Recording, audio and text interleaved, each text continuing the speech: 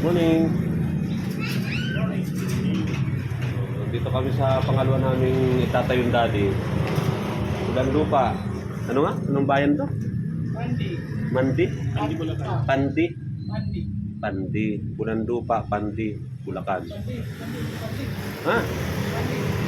Pandi? Bastos ano Pandi? Jason. Good morning mga kapukpok. Liliot po kami.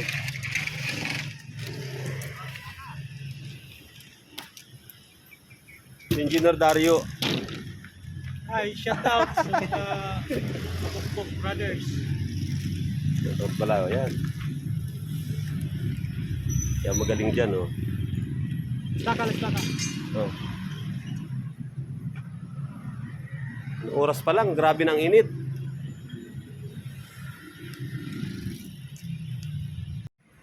Ito ang mahirap pag pag yung summer, tag-araw yan, ganyan, napakainit. Pag tag-ulan naman, hindi makatrabaho ng maayos. Wala nang lusutan ng mga Pilipino.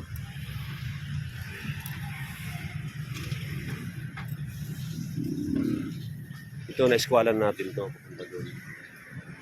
Eskwala na yan. Ay hindi, doon sa pader pala. Eskwala na yan, malapit na tayo matapos. Pagkatapos nito, pupunta naman tayo sa Muhon. Malulus ang nakakasakop sa Muhon. Bali 3 site yung kailangan natin mapuntahan. Yan. Namaybay na tayo ng bakod. Tapos medyo malaki ang clearance dito kasi yung bakod, kung mapapansin nyo, bumaluktot yan. O, ayan. Parang bumaluktot siya. Lumabas.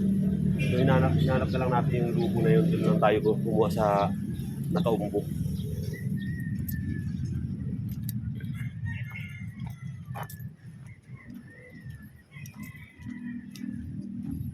Yung parts yan, doon sa plano, roofings din, pero i-slab na lang natin. Ito na ba yun? Ito. I-slab na lang natin ito. Para isang direksyon lang tayo. May ATM to. May ATM. Oo, meron. Ito yung harapan mo. Bigang kanila. Sinta. Office ito. Sa talikuran lang naman. Kasi yung laki ng office. Kaya pala umadjust yung office, ano? Ba't kaya ginuwitan tong poster ito? Alin dyan?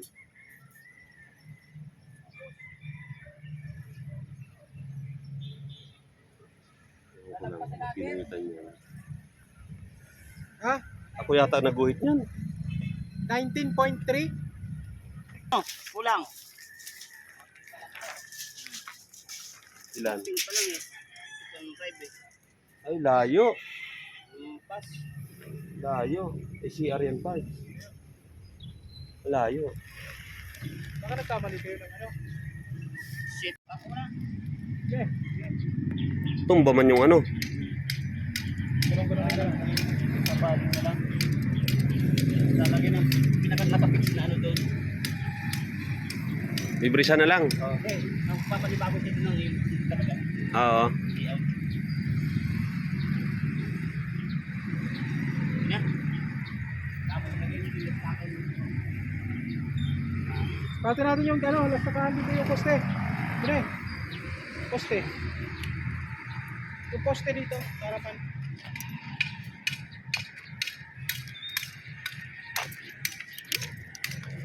Yan. Ano dyan? Diyan sa ano dyan sa tansi tayo ha? Sa tansi. Sa dulo ng plywood niya. 409. Takoy. 409. 409. Pero, Down. Okay. nagsuwit ang poste. Sige.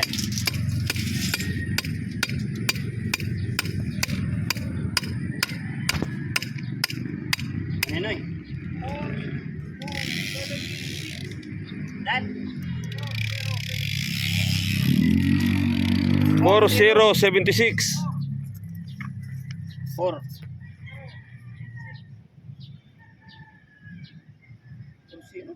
4076?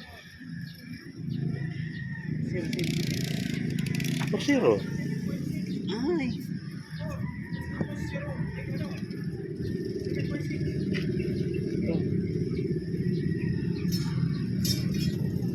47.6. Oh, zero niya. Hindi mo magtingin dyan ah. Meters lang, saka 7.5, 7.6. Ayun na nga. Ayan na nga oh. Yan. Okay. Tapos i-check mo doon.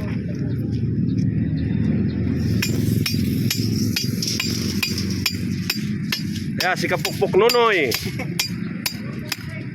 Pagpunay. 4.6. Si Kapukpok Juni. Ay guys. Yan. Si Kapukpok Jason. Naka. Si Engineer Dario. 4.83. Teka ngayon, engineer ka ngayon. Dito na magkakaroon yan. Yan. Yan. Bakit kulang? Kulang ka sa gilid. Bakit pa yan? Ano yan? Naman mo dito eh.